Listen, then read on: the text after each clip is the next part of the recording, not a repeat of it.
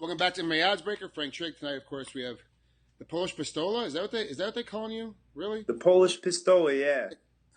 Who picked that for you? Well, sadly, I got it from Poor Technique. I used to go into an all-Hispanic boxing gym out in Arizona. Really? And my boxing coach was from Tijuana, and he used to put me in with all the pros, and I didn't know nothing, so I would start just whipping my guns out. In between rounds, he'd say, "Why does it look like you're pulling your pistolas out of your hip, Polak?"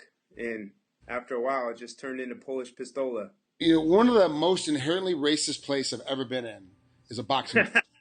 And they are like, it is racist as hell. Like, there's no dividing line. Hispanics on one side, blacks on another side, whites on another side. Doesn't matter. Like, it is. Pick a boxing gym. Yeah, and it's like that. But then it's even worse if you're an MMA fighter, because they don't like MMA fighters at all. And like, I don't care what anybody says. And Mayweather's got respect for it. And and Pacquiao's talking noise about how Rossi would beat up Mayweather and all this other noise. The reality of it is that boxers do not like MMA guys. You go to the gyms. I go to a lot of different LA gyms, a lot of different LA known gyms, and you walk in there and the racism is just it's coming off the walls. You're like, wow, it still functions. Like, it's still like this in America today. It's still going like this. And it's crazy. But I thought it was a cool nickname because it was like something you earn. Like, I always thought a nickname was something you earn. Yep. And I was fighting down in Rocky Point, and the promoter was like, "Hey, what's your nickname?" And I said, "I don't have one." And my coach said, "He's a Polish Pistola." And I was like, and everyone loved it. So I was like, so it's just stuck, That's how it should be. There's too many guys I talk to in interview that they're like, yeah, no, I picked that name. I like that nickname. I picked that nickname. Like, no, your nickname is given to you. Like, someone calls you. You got to earn it. Yeah, it just sticks. Tommy Two Times was called Tommy Two Times because repeated everything. That's just how it worked. His name was Tommy. Just how it goes. So, in the old school, everyone had nicknames too.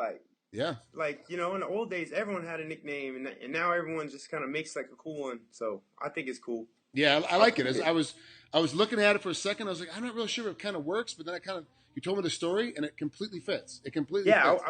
I wish I got it from Good Technique, but that's how it goes. It works. Yeah. So let's talk about technique right now. You're down in Alliance. You just got done training. You're actually in one of the offices at the gym.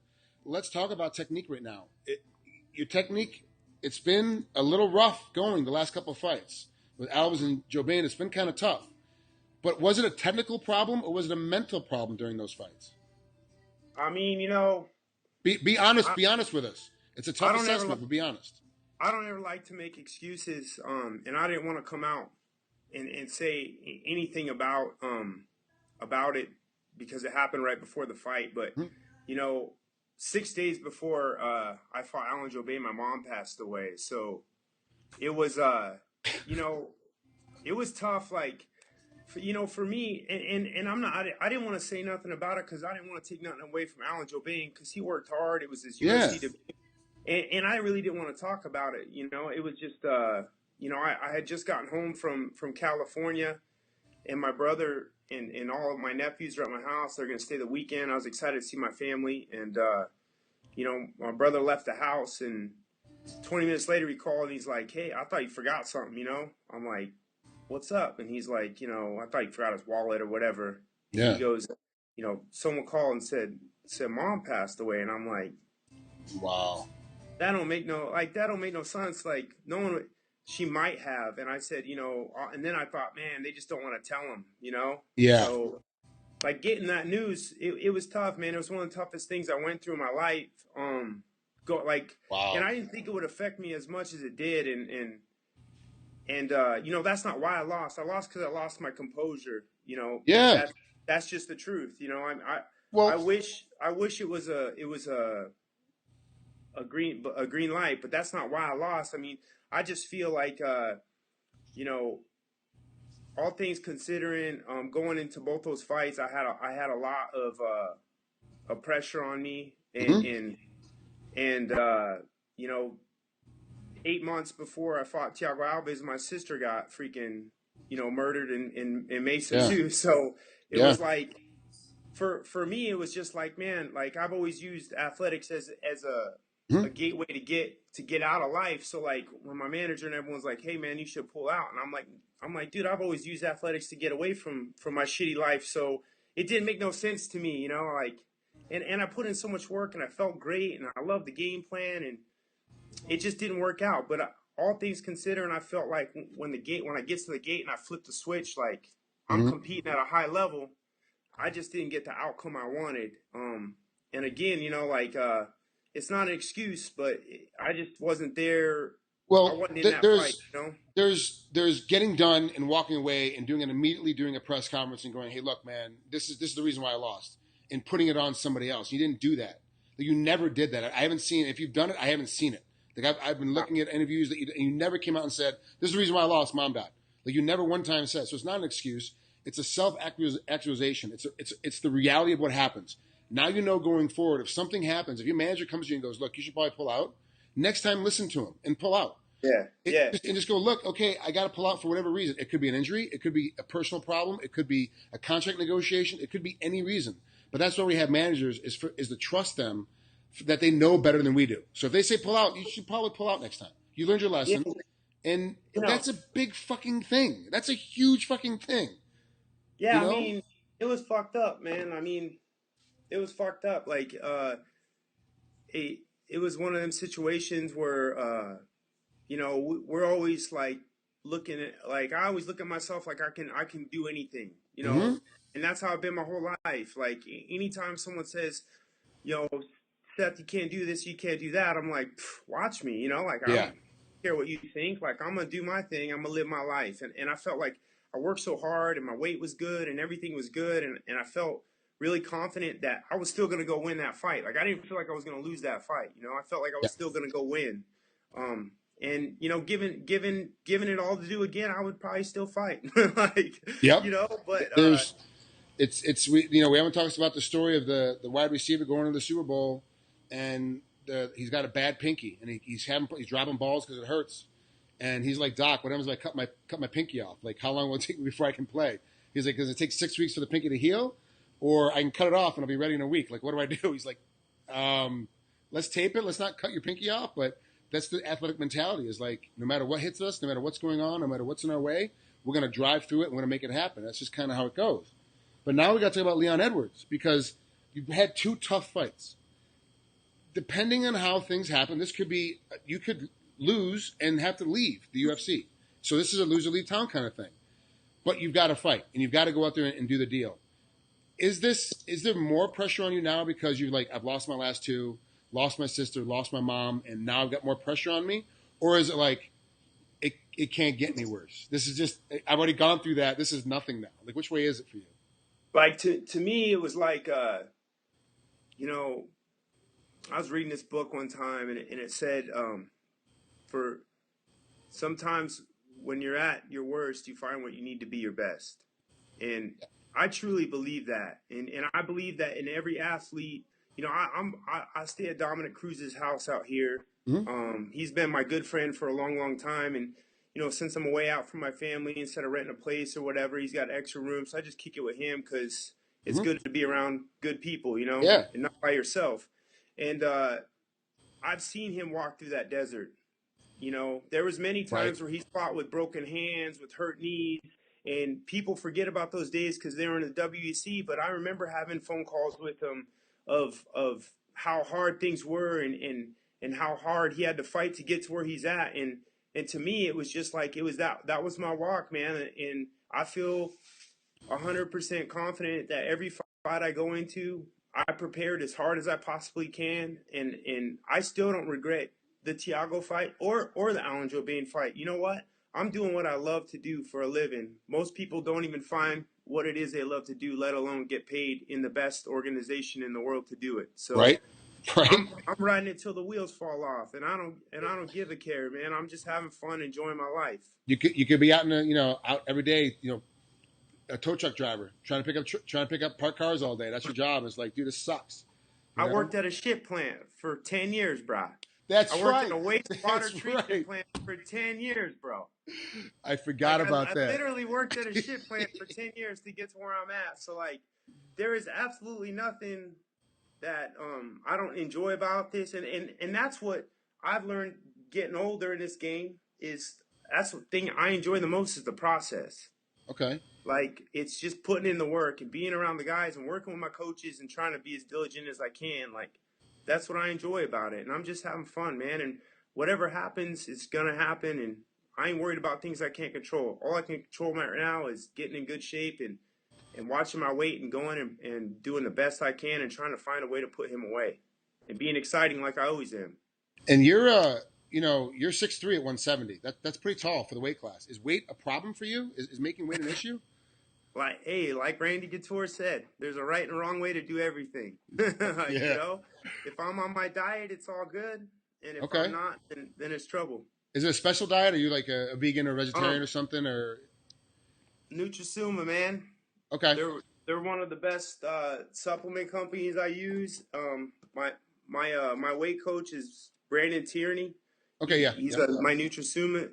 He works for Nutrisuma, and he's also he's just been helping me with my diet and stuff. And it's just like anything, man. Like, you've been riding a bike for so long, you find better ways to ride it and better ways to get faster and get more results and what works for your body. And I kind of got mine locked in. It's not a worry because I'm a pro and I do what I got to do every day. Is it helping you with the death of your sister and your mom to have training camp and have the guys at Alliance and be looking at Dominic Cruz and be looking at all the guys with their training? Is it helping you? Is it almost therapeutic to get through all that with a team like that? It was huge, man. Like, for whatever reason, me and Dominic always been real close. And when it happened, like, I just didn't want to talk to nobody because, like, people were blowing up on my Facebook and like and like they kept like posting the interview of my sister passing away, and I was like, man, like, I don't want to see that shit, like, that's my sister. And after all that happened, I called them and I was just like, I just felt very isolated and alone. I really just didn't want to talk to nobody about it. We still had to arrange funeral and all that, and we had so much going on that I didn't want to deal with nobody. And also coming from the family life I grew up in, like, you can always go right back into making bad decisions and drinking too much and using substances to get away from it. And I didn't want to do that. Dominic called and was like, yo, man, you just need to come out here and train. Mm-hmm. Like, that's it. Just come out here and train. And when I came out there, it was awesome because it was just like something new. And, I've known Eric and all these guys for a long time.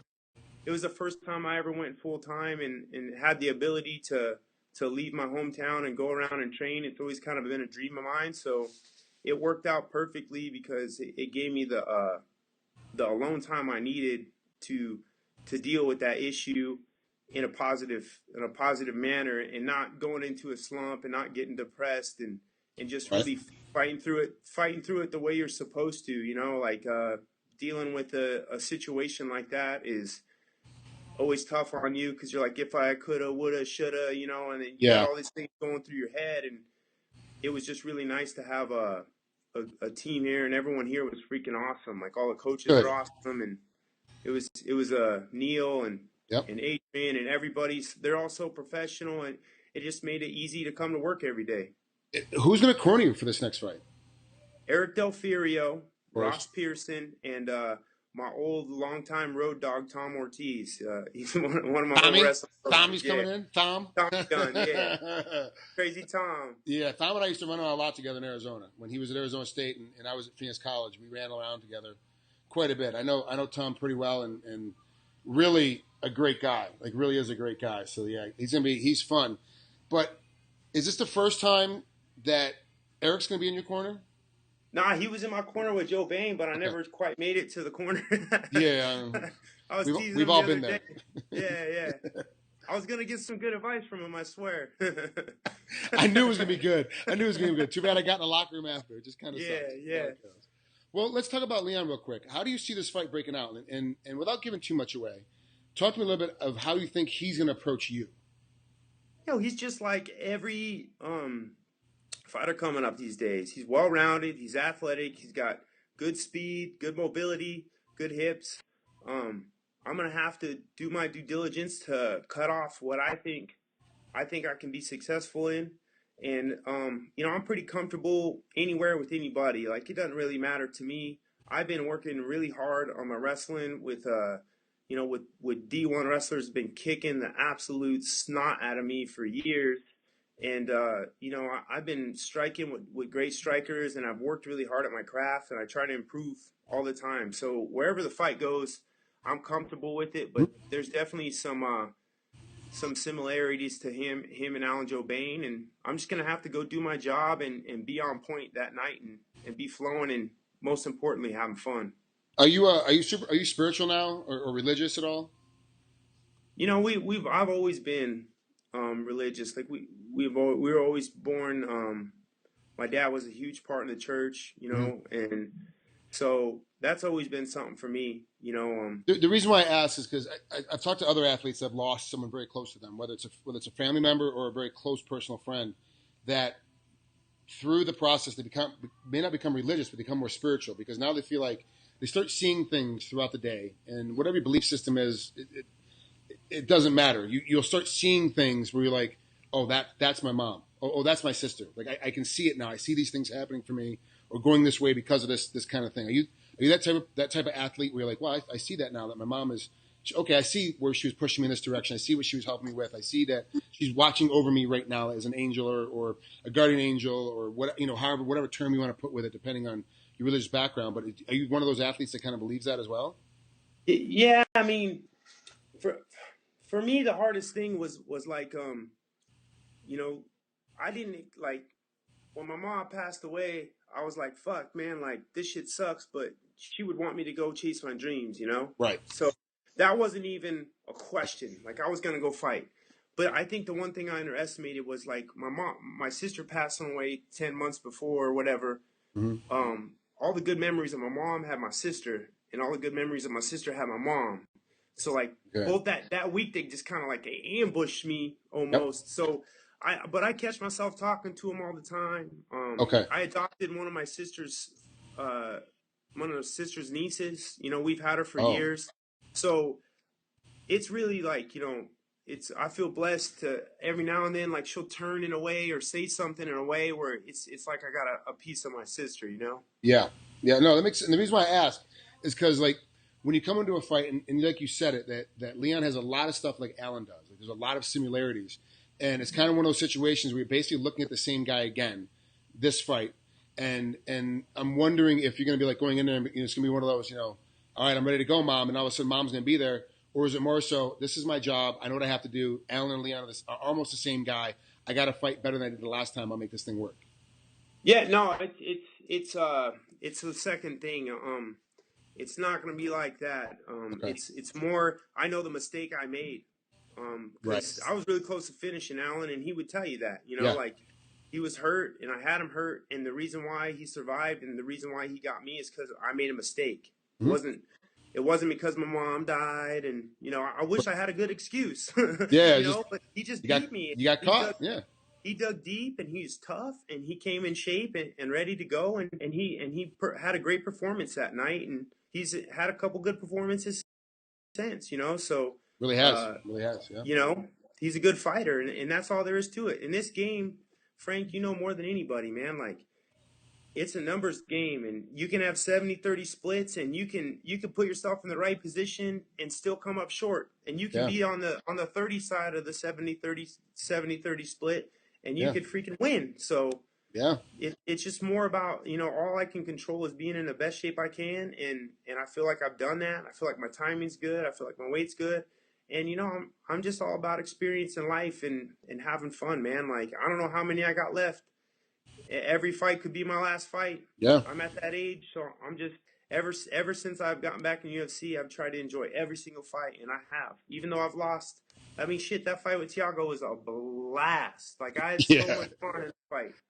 I've always had a great deal of respect for him, and always wanted to fight him as a fan. And I remember one time I clipped him, and he looked me right back, and I hit him so hard my butt shook with the right hand. Like, I felt my leg shake.